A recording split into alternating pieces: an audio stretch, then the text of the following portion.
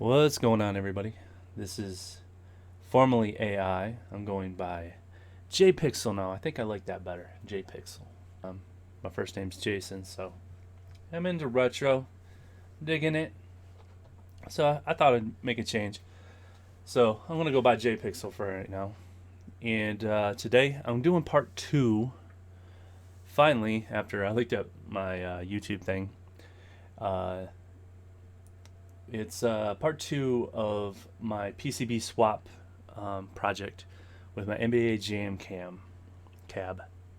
So I just watched the last video I did, and life happens and things you know get in the way of your projects and stuff like that. But I've been able to get back into it lately. I'm always paying attention, always like trying to come up with new ideas, and I'm just gonna kind of give you an update where I'm at. And again, this is all inspiration. If you want to work on your machine and you want to upgrade it, if you want some ideas, what's possible, that's why I do this, and that's why I like watching your guys' videos. If you have them, just keep, it's just one little thing that you're like, oh, I want to do that too. So this is where I'm at. So last time I was talking about doing maybe a Raspberry Pi or a laptop or a computer and put it in my NBA Jam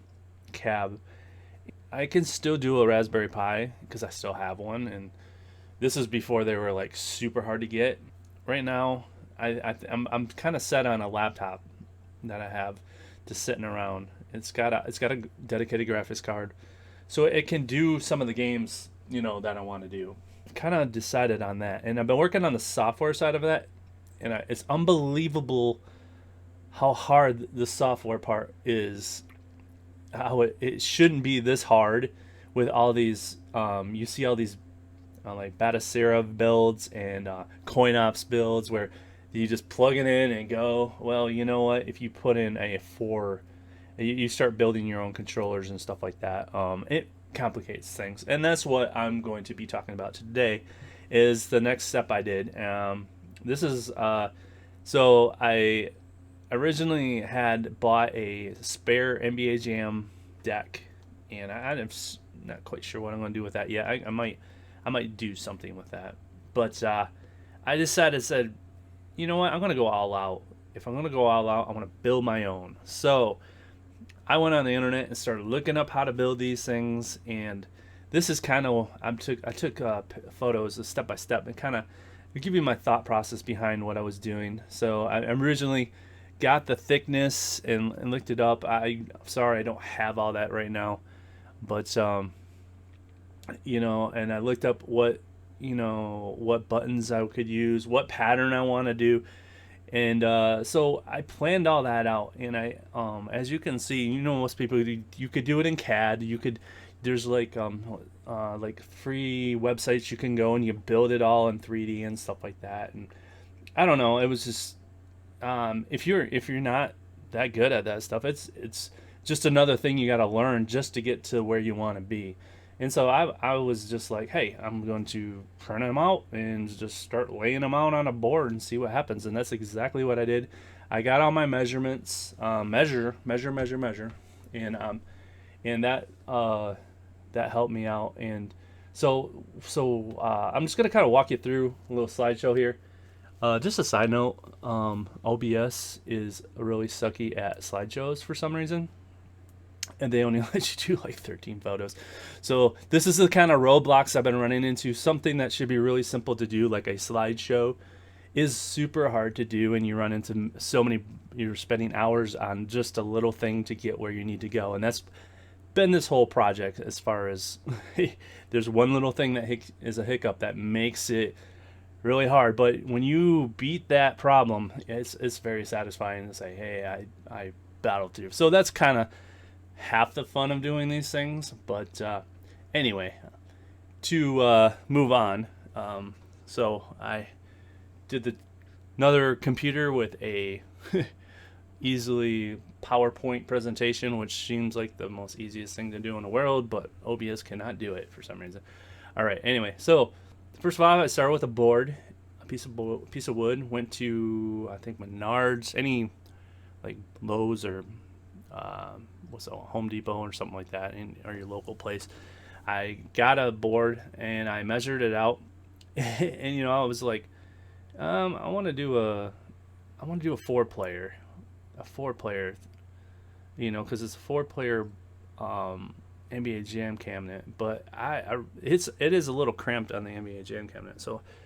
So I started off with that, and I cut it out. So this is how I started, and then that little angle right there, I had to go and kind of like set it up on my NBA Jam, and I noticed that there's that little angle on there, and I kind of guesstimated, went over to my father-in-law's, and he's cut that angle for me, and it fit perfectly.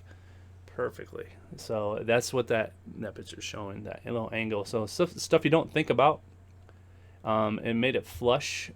And so this is how I planned it out. This is my idea, depending on like how to get like centered, if I wanted everything centered or not. But this is like, I got to start and select on each one of those, and then I started off with the 6 button, as you can see. And that changes eventually, and then I did the 4 on the 2 sides, because at the time, from all my research, is like, oh, no 4-player game uses more than 4 buttons when it's the actual 4-player game. And then that new Turtles Revenge came, or Shredder's Revenge, that Ninja Turtle game came out, and sure enough, it uses all 6, which I was like, man, that would have been perfect for this. And it still does work. I hooked it up, and when I eventually get this done. But that was my thought process. Kind of wish I would have put at least another set on the ends, but we'll see. I mean, we'll kind of just stick with the 4-player games that only need 4 buttons for now. All right, so that's so I just measured it all up, lined it all up, and it's a top-down view of it, and it's pretty cool. And then we'll go on and just kind of give a close-up of my thought process here. That was the end. That's actually player 4. There's the 2 middle, and then I mocked it up, see what it looked like on the NBA Jam Cam, and so that's kind of getting an idea how big it's going to be. So I mean, it takes up some room. So I'm going to move things around when I eventually put this on the NBA Jam cab, and so yeah, I was like, okay, this is gonna work. Couple views there, kind of give you an idea how big it actually is, and but this gives you a lot of room,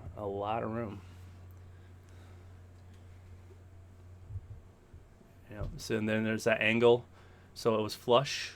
So how flush it was. So, and then this is where I modified it. I was like, you know what? I'm going to add those extra 2 buttons in the middle. So I went from a 6 to 8, which I glad I did. I really am.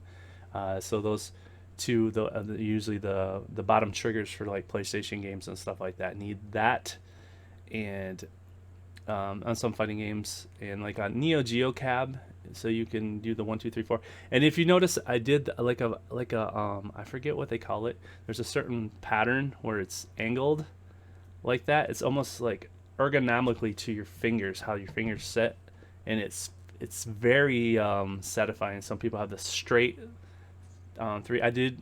There's a couple websites that will just look at pattern joystick arcade patterns, and there's a whole theory. There's a lot of thought put into the reason why they do it a certain way, and I opted for this.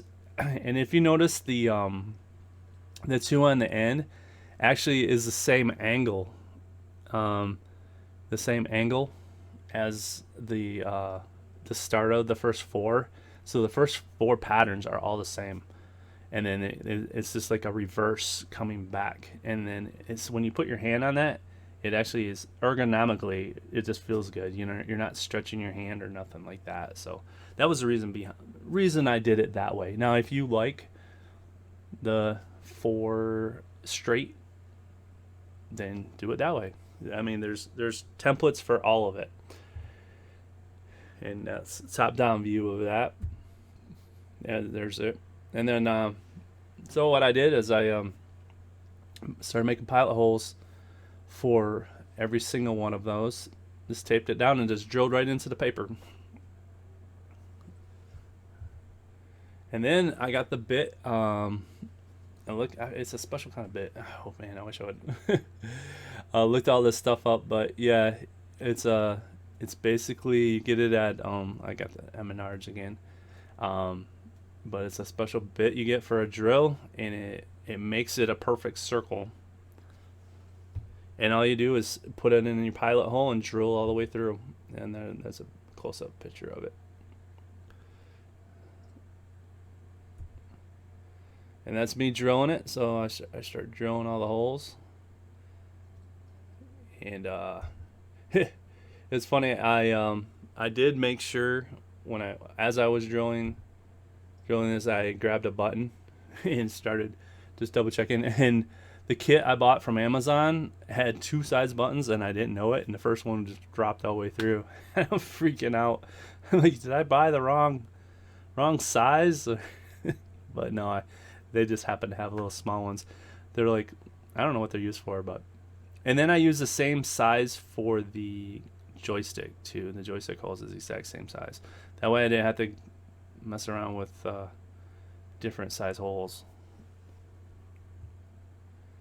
And then this slowly progressed, and I went outside, and it was a barely nice day out, and spent a Saturday and just drilled out all those holes.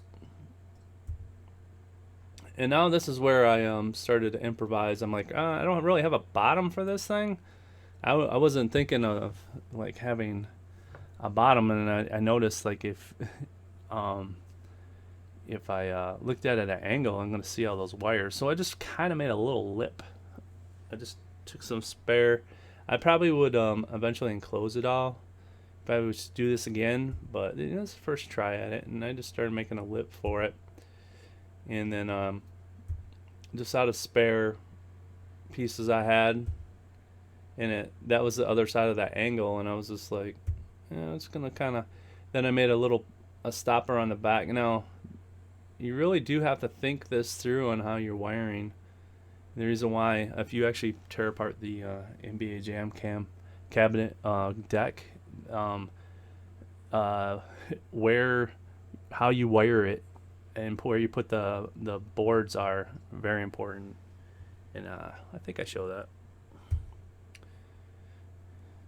So that is it all drilled out with that bottom piece. Looks like I painted it black by that time. But yeah, there it is. So that's the beginning of the deck, and that's what it started to look like. And I was pretty proud of myself on that one. You know, and I got the little stand. I painted it black on the stand part. And keep going. Just kind of showing it off. And you can see that little corner. You know, it hasn't to be perfect, but yeah, I drilled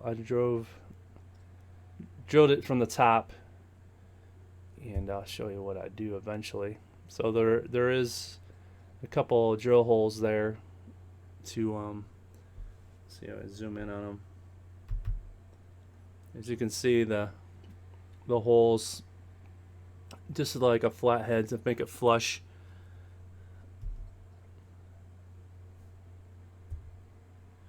And then that's what it looks like when it's sitting on it. So it all still fit. It's coming together.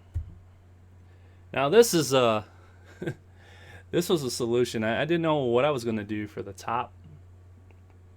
You know, you can get like graphics printed and stuff like that. Well, my wife, you know, she wanted to redo our countertops, and we have already remodeled. We already spent a ton of money remodeling our like new appliances and stuff like that. We really couldn't go.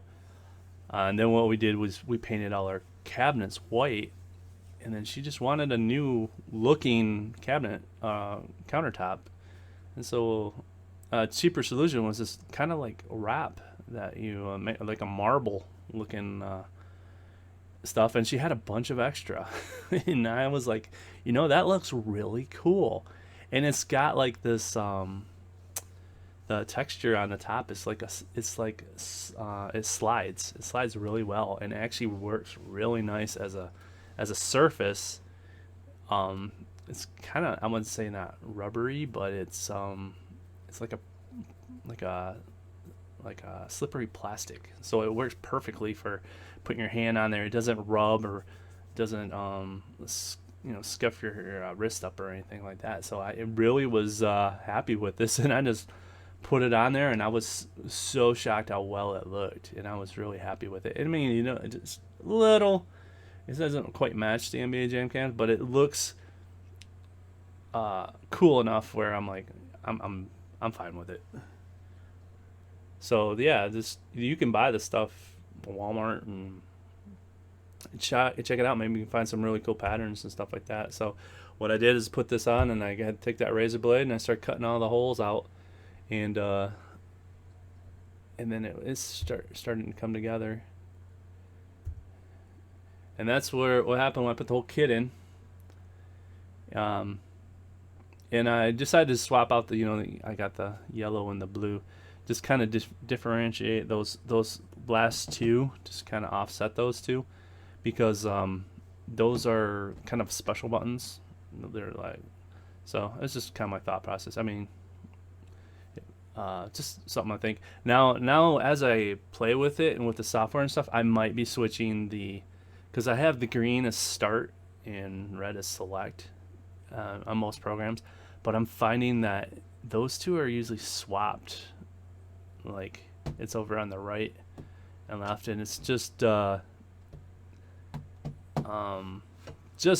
fighting if it's like I'm trying to not fight like how most programs have it set up. I want it to be as plug and play as possible, and I'm finding that I'm fighting just kind of remembering to swap those two. I mean, you have to do it with Nintendo sometimes if you want the A and B swapped. I understand that, but having the start and select, it seems to be consistent across the board on a lot of programs. So I might be just swapping the green and the red in the future here. So if you see videos of, hey, I thought they were different, but that's kind of the thought process there. And this is a kit I bought on Amazon, I think about $80, and it was a 4-player kit, and I made sure I got the bat tops because I want to use these for like fighting games too. And there it's got like an infinite scroll, infinite like tightening. It just kind of like free flows. I'm thinking about getting some Loctite tape, put it on there. I'm finding that with like all the Arcade1up stuff, those things fly off when I'm playing. The only one that doesn't do that is the At Games one. That one's more solid. Those don't turn, but the dust cap seems to be more of an issue on those. So they're very clicky. I'll have a video of what this thing looks like as we get going. But it was $80. I mean, it's not top of the line, and I can upgrade any of this at any time. But this is getting us started. It's got the control board and everything on it. Comes with everything, and there's two more buttons I have for it. So that's the bottom of it before I wired it up. And give you an idea what it looks like. So now this is where you have to really start thinking about wiring and how where the placement of each controller is very important. And so this was another thing I thought. I was like, hey, it's looking cool, but I need a little accent on there. So I just went and got yellow duct tape, and it's starting to thread on me, but it does turn out pretty nicely though. Look at that. It just adds a little border to it. I mean, it's just a cheap way to, instead of doing T-molding and stuff like that. or an edge. I'm working in a furniture stuff, so it's edge banding and stuff like that. So, but yeah, that's what. I don't know if I have a picture of how I wired it, but that is everything. And then what I did was I got a four USB little hub, and I plugged everything in it, so it's gonna be like just one thing I plug in. And I did like, so I'm gonna be doing a PC instead. I did start like figuring out which one was player one, player two, player three, and what order it just was detecting everything in. There's my phone going off. So like I said, I'm trying not to fight whatever it wants to do, and so yeah, so I don't recommend. I recommend just trying to figure out how it lay out. And there is a couple buttons. I think like the L1 and R1 and L2 and R2. I need to like swap those on the controller boards, because I just find myself swapping those. The rest of them, the 1, 2, 3, 4, 5, 6, which are the main 1, 2, 3 on the bottom, 4, 5, 6. If you look at like the blue one, that's how it's programmed. And then the shoulder buttons are actually the last two blue and the last two yellow, and then the opposite on the yellow and the blue. So I don't have to worry about that for player 1 and 2. Player 1 and 2, the blue is 1, yellow is 2, red is 3, and I move over to 4 is the green. And that's what it looks like sitting on it. And it looks pretty slick. And it does, kind of fit on there. And that's what it looks like lit up. And so these ones were cool that they did light up and stuff like that. So it has this really cool LED. As you notice, that red one was burned out, but it wasn't burned out, but I just hadn't plugged in right, so I had to fix that. But yeah, and I tested it out on a couple of games, and yeah. So, and then this is kind of a little video of it. Just playing around with it a little bit. That's what it looks like. So I've been messing around. It's been working really well. It's just trying to get different emulators and different systems to work with it, and different games, how it registers it, because it's not really a Xbox controller. So, and that's where I'm doing a lot of work on now. I got that little keyboard thing, so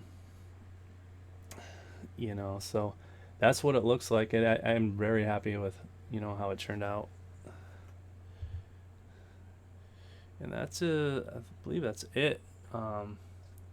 So, and then this is kind of where I'm at with my game room. Or game, it's in my basement. So that's the NBA Jam cabinet. I keep on calling it cam.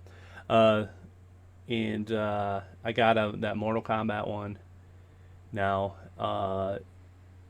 yeah, I did a little modification. I kind of made it flush, so you don't hit those sides. That biggest game on there is that Tapper game.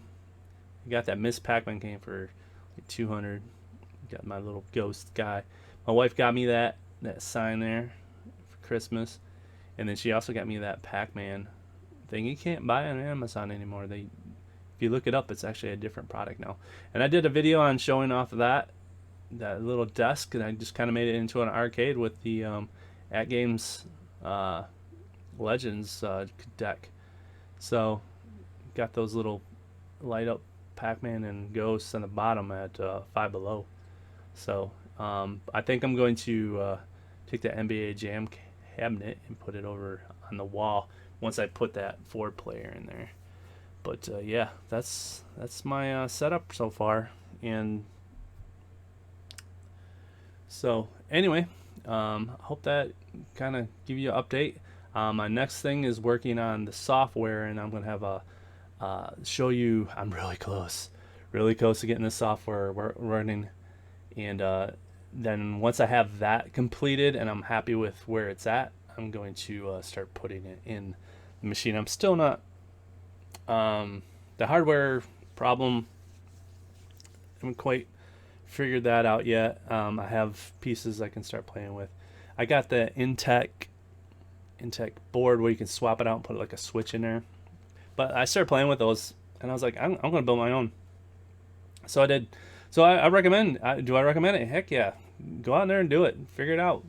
You don't have to do a 4, but you can do a 2.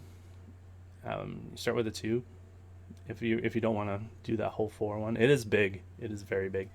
But I'm coming up with a list of games. I'm definitely putting the PS3 version of NBA Jam. This is going to be the ultimate NBA Jam cam that you're going to like play the best version. I'll be satisfied with either the Wii version, the PS3 version, or the Android version, which I did get the Android version working on the on my computer. Windows 11 will emulate it, but I can't get that deck to work with it. So that's the biggest thing. Getting the deck to work with all these different emulators has become a big thing. Then I'm playing with Batasira. No, yeah, Batasira and Retrobat. Those are the two I'm working with. I right now Retrobat. If I'm gonna do it on a Raspberry Pi, it'll probably be Batasira. But right now, I want some PC games on there too. So stay tuned. I'm really close. You know, if you have any questions, holler at me. But next time, I am Jay Pixel from now on. See you later.